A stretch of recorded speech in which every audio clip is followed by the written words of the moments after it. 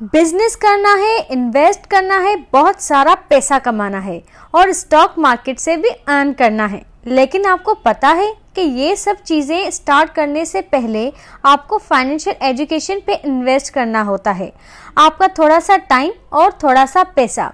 तो दोस्तों, मैं चाहती हूँ कि कोई भी ये वीडियो देख के फाइनेंशियली इक्विप्ड हो जाए और फाइनेंशियली ज़्यादा एजुकेट हो जाए। अब बहुत सारे दोस्त कहते हैं कि पाकिस्तान में फाइनेंस एजुकेशन कम है और फाइनेंस लिटरेसी भी कम है, हमारे कल्चर में ही फाइनेंशियल लिटरेसी कम है। इसका मतलब ये है कि जो कहते हैं ना, प्रैक्टिकली घर पे धंधे की बातें, पैसा संभाले कैसे, पैसा बढ़ाए कैसे, ये चीज़ें हम सबको सिर्फ जॉब यानी काम करने वक्त सीखने को मिलती है और ज़्यादातर अपने माँ बाप, अंकल आंटी से बात करने वक्त सीखते हैं। हम अपनी फॉर्मल एजुकेशन में ये पैसे संभालने की प्रैक्टिकल बातें करते ही नहीं हैं। लेकिन अब चेंज आ रहा है, बहुत सारे लोग 90 या 20 एज के सब वो सामने आ रहे हैं, इनको फाइनेंशियल एजुकेशन चाहिए। तो आप सब थोड़े से पैसों को ज़्यादा पैसों में कन्वर्ट कर सकते हो अगर आपने कुछ ऐसी की चीज़ें सीखी तो। फॉर एग्जाम्पल, मैं कहती हूँ कि अकील करीम डेडी या आरिफ हबीब या वॉरेन बफे और चार्ली मंगर जैसे बड़े इन्वेस्टर, ये सब अपने मुंह में गोल्डन स्पून लेके पैदा नहीं हुए। इनके पास कुछ ऐसी की चीज़ें हैं जिससे वो स्टॉक मार्केट से अमीर बन गए हैं। ये जो लोग स्टॉक मार्केट को बुरा भला कहते हैं, फिर एफडी और म्यूचुअल फंड में इन्वेस्ट करते हैं जहां से इनको खास रिटर्न भी नहीं मिलता, उनको पता ही नहीं कि पाकिस्तान स्टॉक मार्केट एक सोने की खान है। तो दोस्तों, मैं हूं मेघना रोहिड़ा और आप देख रहे हैं पाकिस्तान स्टॉक मार्केट अपडेट्स। उम्मीद करती हूं कि आप सब ठीक होंगे और आज मैं हाजिर हुई हूं एक न्यू वीडियो के साथ। अगर आपने इस चैनल को सब्सक्राइब नहीं किया तो इस चैनल को सब्सक्राइब करें और बेल आइकन को क्लिक करना ना भूलिएगा ताकि ऐसी वीडियोस मिस ना हो जाएं। और अगर आपने इस वीडियो को लाइक नहीं किया तो प्लीज़ इस वीडियो को भी लाइक कर दें। तो आज मैं आप सबको रॉबर्ट कियोसाकी, जो कि एक बड़े इन्वेस्टर हैं, उनकी book rich dad and poor dad की एक मेन पॉइंट बताऊंगी कि उन्होंने अपने बचपन में अपने पुअर डैड और रिच डैड से क्या क्या सीखा और उन दोनों में क्या डिफरेंस था। तो उस पॉइंट का नाम है increase your expenses and decrease your income. अब आप कहोगे कि मेघना ये क्या कह रही है, ये तो बिल्कुल ही उल्टा है और दुनिया तो इसका बिल्कुल उल्टा ही सिखाती है।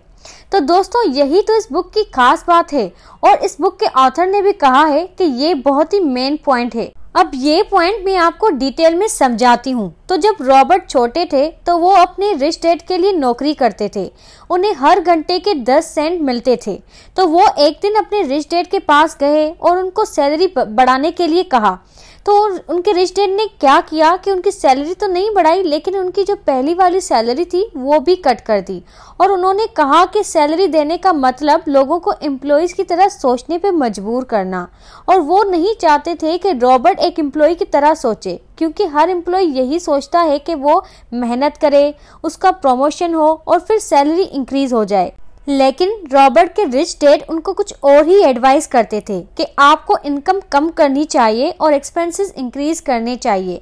इसका मतलब ये कि अगर आप बिजनेस करते हो तो आपको उसमें से जितना कम हो सके उतना पैसा कम विड्रॉ करना है एज एन इनकम और बाकी सारा पैसा री इन्वेस्ट करना है।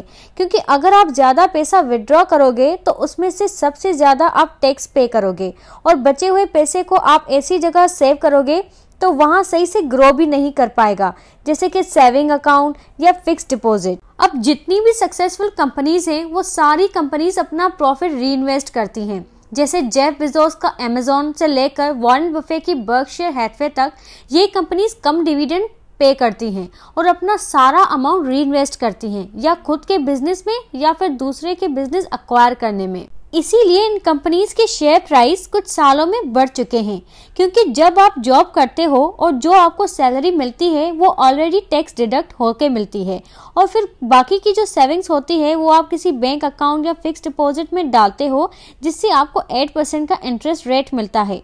और पाकिस्तान का जो एवरेज इन्फ्लेशन है वो है 7.84%।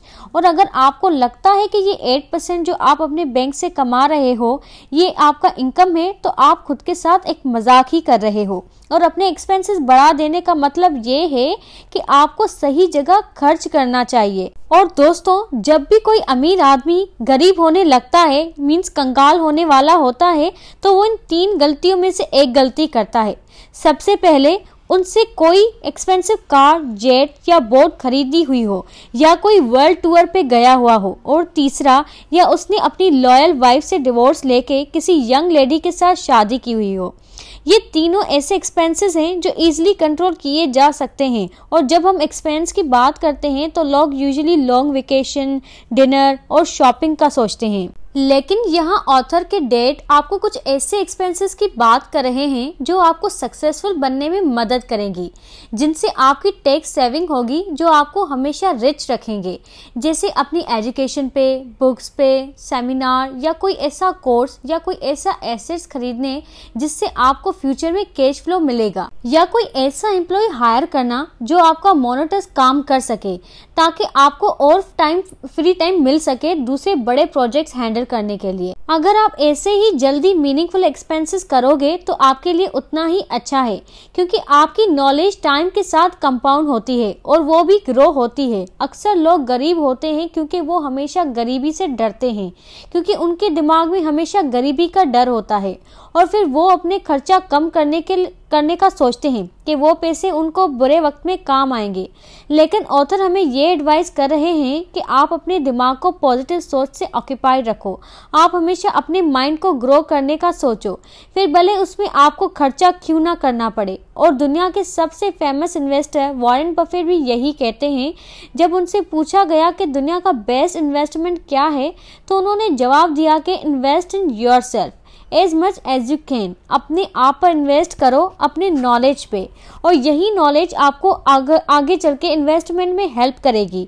अब बहुत सारे इन्वेस्टर स्टॉक मार्केट में पैसा तो लगाते हैं, लेकिन इनको ये पता होता नहीं कि are they shares worth buying और नॉट, और इन कंपनीज की फाइनेंशियल पोजीशन कैसी है, स्टेबल है या नहीं है। और दोस्तों, आज की पाकिस्तान स्टॉक मार्केट की पॉइंट ऑफ व्यू से जब हम कोई स्टॉक सिलेक्ट करते हैं तो हम फौरन उन कंपनीज में इन्वेस्टमेंट को प्रेफर करते हैं जिसमें सट्टा चल रहा हो या ज़्यादा अप एंड डाउन हो रहा हो।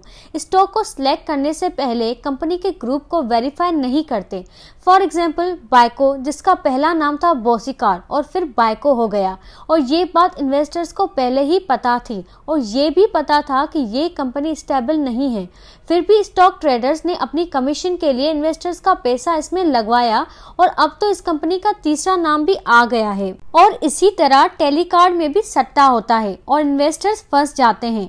अब टेलीकार्ड कंपनी भी मार्केट में बैड इंप्रेशन दे चुकी है। इसी तरह ऐसी कंपनीज की एक लंबी लिस्ट है, जिसमें फंसे हुए इन्वेस्टर्स की भी एक लंबी लिस्ट है।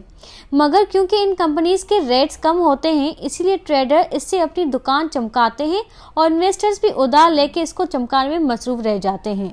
इन्वेस्टमेंट हो या ट्रेड, ये मस्ट है कि आपका इन्वेस्टिंग टाइम फंडामेंटल ग्रुप आपको इन्वेस्टमेंट से पहले सपोर्ट करता हो। अक्सर ये कंपनीज खराब कंपनीज बाउंस बैक भी करती हैं, लेकिन इसका अफसोस नहीं होना चाहिए।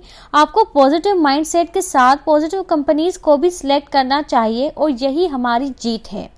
तो दोस्तों, आखिर में मैं एक बात कहूँगी कि अच्छे वक्त में दुनिया साथ होती है, लेकिन बुरे वक्त में इंसान अकेला होता है।